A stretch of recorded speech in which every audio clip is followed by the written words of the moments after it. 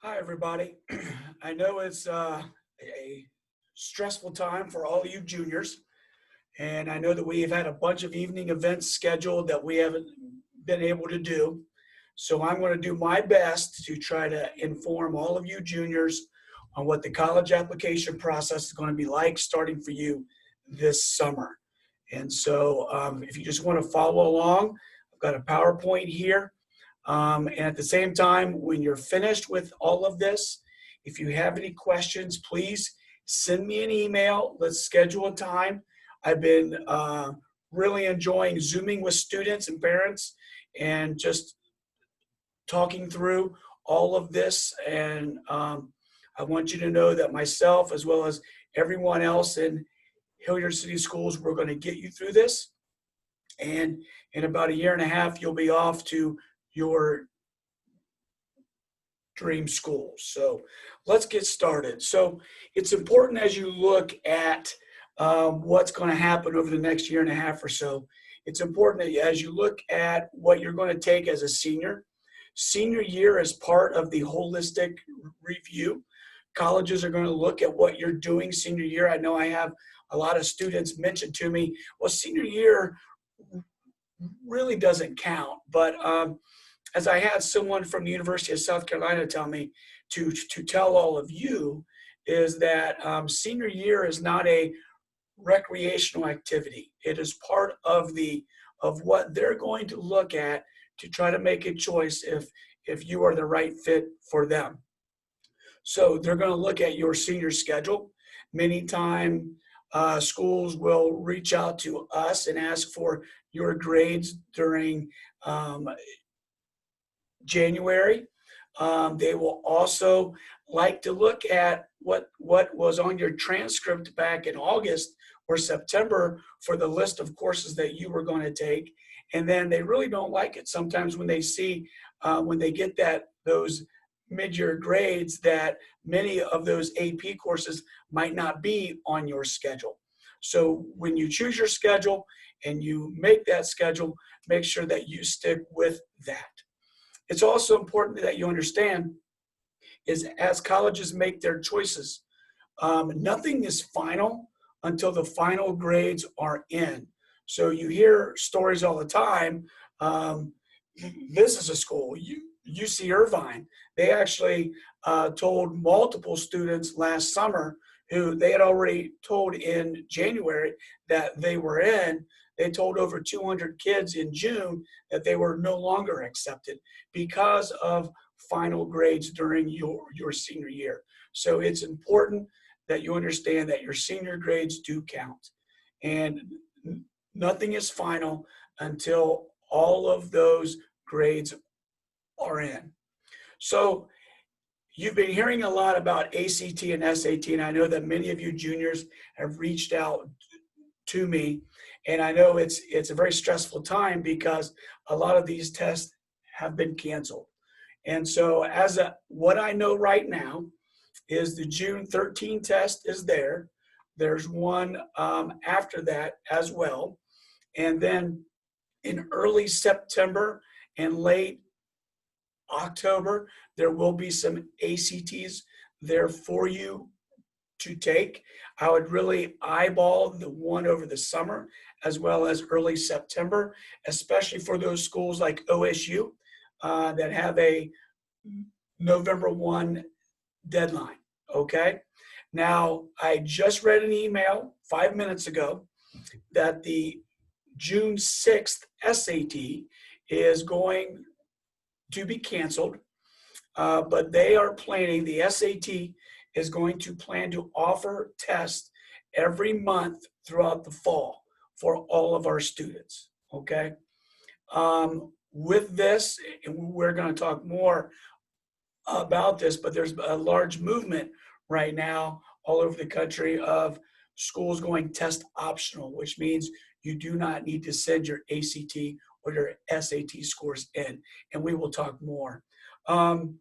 For all of you athletes who want to play a sport, either D1 or D2 in college, it's important that you do send your ACT and your SAT scores to the NCAA So when you create your student account, when you are signing up for the ACT or the SAT, that you send your scores to the NCAA.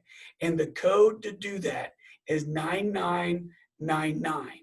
Now, there are a lot of other schools out there that are part of the NAIA, and that group has their own center as well that they have to verify you as an eligible student.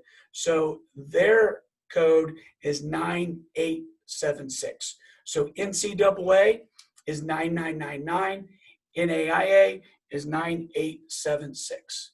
So test optional. Due to what is happening right now, we're up to over about 1,600 colleges all over the country. Many of them have been test optional for years. Wake Forest has been that way for about 15 or 16 years. Case Western in the state of Ohio is moving towards this just for next fall for the class of 2021. And so it's important, if you want to get an updated list, and they've been doing a great job, you should go to fairtest.org. It'll give you a list of all of the colleges all over the country that are test optional. So what does that mean? Test optional means they're still going to allow you to turn in an application and everything like that. You're going to go through the normal process. But when it comes to sending your ACT scores or your SAT scores, you do not have to do that.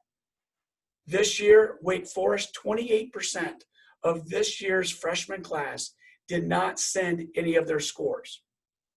So how are they going to make a choice on you? Well, they're going to look at you on a holistic view, but just not using ACT or SAT. Self-reporting. You're also going to see a lot of colleges. Ohio State just started this a few years ago, that a lot of schools all over the country, in the application, they're going to ask you to self-report your high school transcript, which means you have to put in every course you've taken while in high school and the grade, okay? They will also ask you on the application if you want to self-report your ACT scores or your SAT. If you're ever going to apply to a school test optional, you want to select no on self-reporting your ACT as well as your SAT scores. But you will have to self-report your high school transcript. Now, that doesn't mean that we won't send them. We will still send all of your transcripts, but a lot of schools are asking for students to self-report. So as you're going through this process, it's also important to understand the terms that are being used. The first term is early decision. This is where you are telling that school that you are the first choice for me. And when you apply, and if you get in by rule, that is the school that you are going to go to. The rule is that you're supposed to cancel all of your other applications to all of your other schools. Not a lot of schools use this option, okay? Miami of Ohio does. Ohio State, they do not. Early action, though, is a completely different option. Early action has an earlier deadline. It is non-binding by the student as well as the college. And it's an opportunity for you to find out much earlier, usually right around the holidays possibly. And you can apply to as many schools early action as you would like. Some schools, like Ohio State, as well as Miami, they have paired their early action deadline with their scholarship deadline. So there's no separate application that you have to fill out for any of their scholarships on campus. You just have to apply to the college by that scholarship deadline. Regular application deadline is usually much later. So for Ohio State, it's February 1st. So you can still apply to Ohio State over the holidays. A lot of students do that. The only difference is that if you apply after November 1st, you cannot get any merit scholarships. Well, why would a student do that? Well, they may want to take the ACT again, or they may want to try to work on their grades for the first part of the school year to improve their cumulative grade point average. Some students do that, and that's why they wait until the holidays to actually apply, and then those won't be read until after February 1st. Okay. Other terms, super scoring. You also hear a lot of colleges out there that are also super scoring. What exactly is that? Well, super scoring is when you take the ACT 2 or 3 times, and let's say you get a 25 each time. And so Ohio State, who does not super score, they're going to say that your child has a 25 ACT. But a school like Miami of Ohio that does super score the ACT, they might say that your child has a 26 or 27 on the ACT. So they take the highest sub-score from reading, from English, science, and math, from various tests, and create a new score for you. And then Common App. Common App is one application that over 900 colleges all over the U.S. use. Over half of the schools in Ohio use this one application. Most of your students are going to apply to a school that use this one application, which is very, very helpful. So, other terms. After students have applied, many times they're going to hear back that they have been admitted. That is awesome. They're in, no worries. Sometimes you hear that they are deferred. That means maybe is what they're going to do. They're going to wait till the regular application students come through, and then they will reread your student's application after all of those applications are in. If a student is waitlisted, that means they're going to go put you on a list. You actually have to tell the school that you want to stay on this wait list, and they will come to the wait list after they have all their students have said that they're coming. And if they have any open seats, then they will go to their wait list and invite students from there. And many times, unfortunately, students do not get in to their top school. That's okay. That is okay. That happens to almost everybody. And that is no reflection on you as the student, us as the parent, but it does happen. There are a lot of students that are going to apply. I look at schools like OSU. Back in the day when we were applying, everybody got into Ohio State. Now, over 55,000 students apply every year. They will admit between 14 and 15,000 students to bring in a freshman class of 7,100. So a lot of students here that they do not get in. So right now, it is really tough. I've been sending emails to you because schools are not hosting any kind of visits on campus. And it is tough for our juniors to try to make these choices without walking on campus.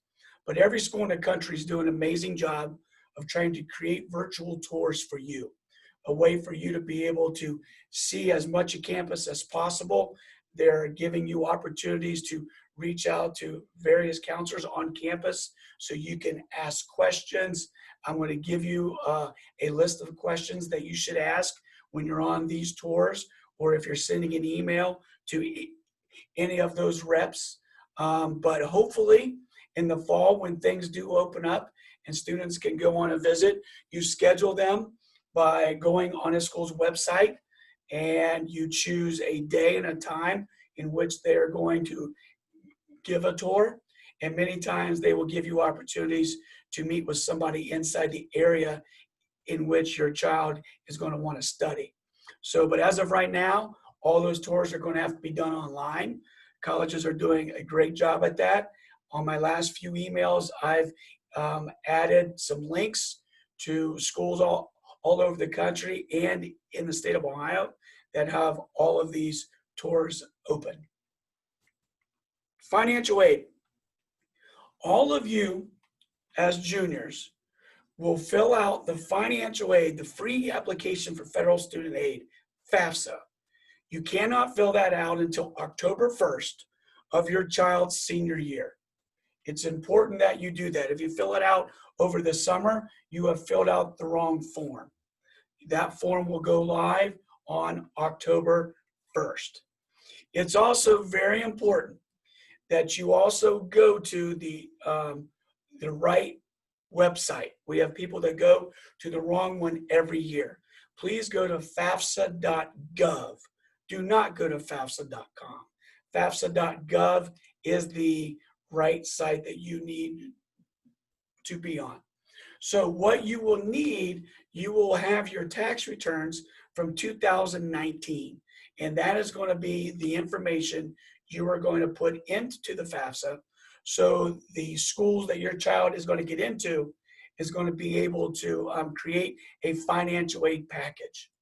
Now, colleges know right now things are changing. Things are changing for students. Things are changing for families. And so if you fill this out for 2019, but the year of 2020 is very different, there's been a loss of a job or income is much lower. Once you fill out the FAFSA, you can also request a change of status form through the financial aid office at each of the schools. So then you can fill that out. They will send it to you. You can fill it out, and then you can update them on what is currently happening with everyone in your family. Many colleges too, especially the private schools all over the state and a lot of the schools in the South, they will also ask for one more form that needs to be filled out to create the financial aid package. And that is a CSS profile. Many colleges that ask for this, they make it something that has to be done. We've had parents see this and then skip over it because they didn't know what it was. But if those schools are asking for the CSS profile, you will need to fill out both of them, the FAFSA as well as the CSS profile. The FAFSA you can do in less than an hour. The CSS profile, enjoy your weekend. It's going to take you a while. It is not as easy. But we will have a financial aid meeting for you the last week of September to help all of you through filling out the FAFSA starting on October 1st. Hopefully we can meet in a large room and we can go over all this. If not, we will be setting something up for you through Zoom so we can make sure you get everything you need. Okay, and then scholarship websites. There's a few right here that you can see. These are scholarships that are open to everybody all over the country. There's some right here for Franklin County students as well. So feel free to check out those websites and look at scholarships that your child might fit. So financial aid terms, FAFSA is the free application for federal student aid. Please go to fafsa.gov. Once all these colleges get all of the information through FAFSA, you will get information back about your EFC. This is what the federal government says that you can afford for college. Okay? Now, if some of you want to figure out what your EFC might be right now, you can go on FAFSAforecaster.gov and it'll give you an estimate of what that EFC might be. On every college's website, though, within 2 clicks of the homepage, there is a thing called a net price calculator. And this option is there for you to put in some basic information to get a true idea of what the cost is at that school. You're going to see the sticker price, and many times that just scares everybody. But fill this out, and it'll give you a better idea of what the true cost might be at that school. A part of the financial aid package that our students need to understand, the old Stafford loan, the old student loans in there, there's two different types. There's a subsidized and an unsubsidized. It's important that our students understand what these two are, because this loan will be in their name. Subsidized is when the federal government is going to pay the interest for them. You want to use this one before you use the unsubsidized loan. You want to max this one out, because, as I said, the federal government is going to pay all of the interest until 6 months after your child is going to finish college. The unsubsidized, the interest is going to accrue right away. It's usually right around 6.5. It's usually under 7%, but it will start to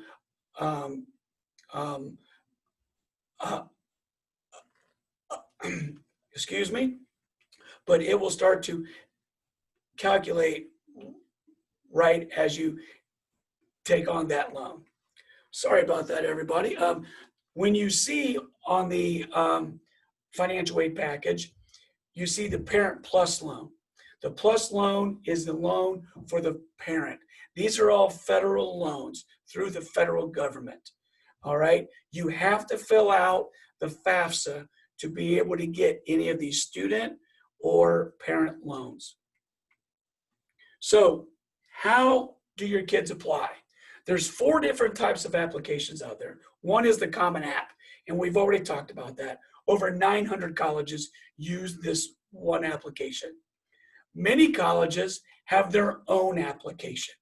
Like ODU right here in town, they use one application and it is their own. The universal application, there's only 50 colleges all over the country that use this.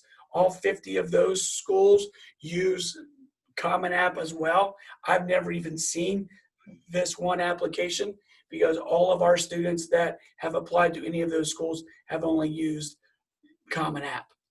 And then finally, about 3 years ago, a new application came out there. It's called the Coalition App. It's up to close to 150 colleges now all over the country that are using this.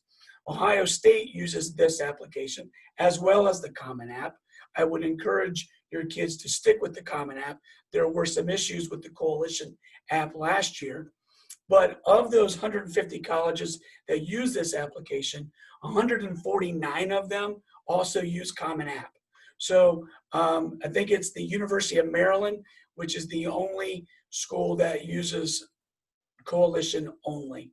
So those are the 4 different types of applications. You will see some schools like Indiana. Indiana will use all 4 of those applications. That does not mean you fill out more than one of them.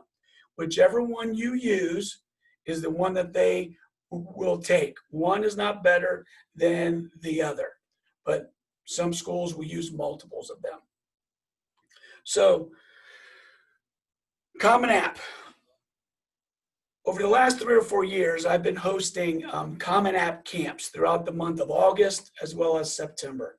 Not knowing what this is going to look like, I will still do one even if we can't meet in small groups. I will still host one on Zoom. I'll film it and I will send it to everybody to walk you through every step of what you have to do so you can apply. Okay? In that camp, I'll help kids get started. I'll help them select all of their schools. I'll help them match it to their student Naviance account. It's very important that we do that. I will help them select any of their teachers they want to request for letters of rec. Letters of rec are all done inside Naviance, okay? But once they are matched, their counselor can send the transcripts, teachers can send all of their letters, and they get matched up to the application. So the application process, we give all of our students this form. This form that also gives us a list on there, even though inside their student account, all of the colleges that they're going to apply to are going to be there. But we like to have a safety net, so we have them fill out this transcript request form to make sure that all of the schools on that list match what is in their student account. This is where parents also sign off to give us the okay that we can send all of their high school transcripts out. We will also have a senior profile sheet for Kids Ready early. The reason for this is students are going to ask their counselors, their teachers, and principals to write letters of recommendation. The senior profile sheet, it's kind of like a brag sheet for our students, so they can fill out, and this will help all of those folks write letters of rec for them. So students are going to need to go into their student account. Right now, they should be creating a list of colleges I am thinking about. This is what they should be doing right now. Step 2 is, as of August 1st is when Common App will go live. They can go back and look at that list, and when they go into the Common App, they can create their account. Then they can select all of these schools inside of that one application. Once they do that, it's important, and I will help them do this, match their Common App to their student account. So their transcripts, letters of rec, and everything can be matched up to their application. It's very simple. I can help them do all of that. The step 4 is, inside of that, they also have to request their transcripts. Very simple process. I'll help them through that, but this also has to be done inside their student account. And then all transcripts and everything will be sent through their student account. There is no charge. You do not have to pay to have any type of transcripts sent. So step 5, most colleges, when students apply, they're going to have them create a student account at that school. And it's important that your kids do this. They will also, they might even give them an opportunity to create an email address through that school as well. And so when kids create that student account, that's where they can see, what does that college have on me? Do they have my application? Do they have the transcript? Do they have my ACT scores? Do they have all of my letters of rec? All of that is going to be in there. It takes time for them to update that. So once your student pushes submit and you go and check, all of that's not going to be updated right then. It takes colleges 10 days or so to update student accounts as things are going to start to come in for them, okay? But we keep track on that form that you have turned in. When we send things out, we also keep track on that sheet of paper. So we also have a hard copy of when we've sent everything. Also, when they go into their Naviance account, they can see when their high school counselor sent their transcript as well. All of that is there so they can see it. So what should you expect from your counselor? Your high school counselor will finish the counselor portion of the application. They will send your high school transcripts. If your college requires a letter of recommendation from the counselor, they will need to ask them for that, and they will also do that. Since we're talking about letters of recommendation, it's important to understand not all colleges want them. Not all colleges will allow you to send multiples. For Ohio State, we have a lot of students that are going to apply there. They only allow one letter of rec from a teacher. They don't require any, but they only allow one. Some schools might allow 3. A school like Case Western, they will require 2 from high school teachers and 1 from the high school counselor. That is something that has to be done. So if the school that you're applying to needs one, they have to have one, you need to make sure that you ask for them. Okay, you want to also ask and give them time. You want to give them a few weeks time to be able to write them. I know many times throughout the fall, I actually go to school on Saturday morning when no one is there, so I can sit, it's nice and quiet, and I can write for the students that have asked me to. So what should you expect from the school in which you have applied? You want to give them up to 2 weeks to update the status of your student account. If something is missing, you can reach out to your high school counselor, or you can reach out to me. Most of the high school reps around here, I could usually just text them to have them check a student's file and see if everything is there. But give them time to update, okay? And then when we send things, we know that we've sent them, we know that date. So when I follow up, I can also follow up and say that we sent this out on such and such a date. And so that helps them find things as well. So what to expect from me? Right now, just like all of you, I need to see faces that are not my family members. Please schedule time throughout the spring and summer. We can schedule some Zoom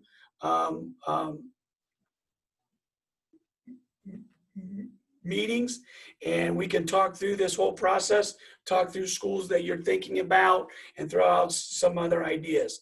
I will have opportunities throughout the fall for other meetings and that kind of stuff. Still, things are kind of pending based on what's happening with the current situation. But we will make sure that we have Common App camps, at least videos of those financial aid meetings, things like that. I'm working on getting some essay camp things done for all of our students as well. If you or your parents have any questions, you can always reach out to me via email. I answer emails all the time, especially in the fall. I sit around and just wait for our students in the evenings to ask all of their questions, because I know that's when they're filling out all of their apps. And so what should we expect from our parents? So we need to understand, yes, it is a stressful time for everybody, but it's important to understand that this is your child's application, not the parent's application. We've heard about the scandal and things like that. We need to make sure that our students are doing all of this work. It's important that we as parents are helping them, are around to answer questions and be a part of this process, but our students have to lead all of it. If there's a question that needs to be asked from the college, it's important that the email comes from the student. However, I will say, if you're talking about financial aid, I think that is appropriate for mom and dad to actually make that call, okay? If you have, hopefully we're gonna have more of these meetings in the fall to help everybody through all of these steps. It's important that all of you come to these meetings. If we have to video them again, it's important that you sit down as a group, as a family, so everybody's on that same page. It's also important too, when you begin the FAFSA, it's done after October 1st. If the child has had a job, they're going to have to fill out their part as well. But parents, it's important that you allow your child to take the lead on all of this, but it's important that we as parents are a part of it as well. So, questions to ask as you are emailing college admissions counselors right now, and if you ever get a chance to meet with one face-to-face, I think it's important that you go with some type of questions. Here is a list of them. I think it's important that you want to ask, how many students come back sophomore year? I mean, if you're looking at OSU, about 95% of the students who were there as a freshman come back for year 2. If a school tells you only half of them, you might want to ask the question, why? You want to ask questions, do you have study abroad opportunities? Right now, those are all in question. But looking down the road, do they have study abroad opportunities for the university? Do they also have study abroad options for kids inside of their major as well? You want to ask about internships and co-ops. Where can they get this work experience inside their major? All right. So I don't think you need me to read through all of them, but I do think it's important that we do go with some questions so students can hear back from them about how their experience on that campus could be just a little different from some other school. Social media. Right now, there's a lot of use in this world. And I know parents, we've talked to our kids for years, you need to be careful what you put on there. So colleges, especially now, those reps might even ask to follow a student on Facebook or something like that, because they can send information about what's going on there on campus that's quick, easy, and cheap. And so by doing that, they can also see everything else that your child is going to post. So I guess I kind of go with this. If you wouldn't want your grandma to read it, then I would not post it.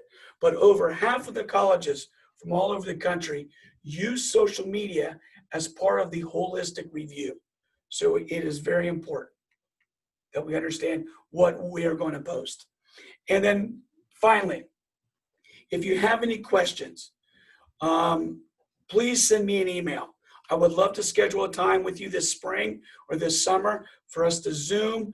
I love to talk to students and parents, especially right now. I need to talk to somebody else, okay?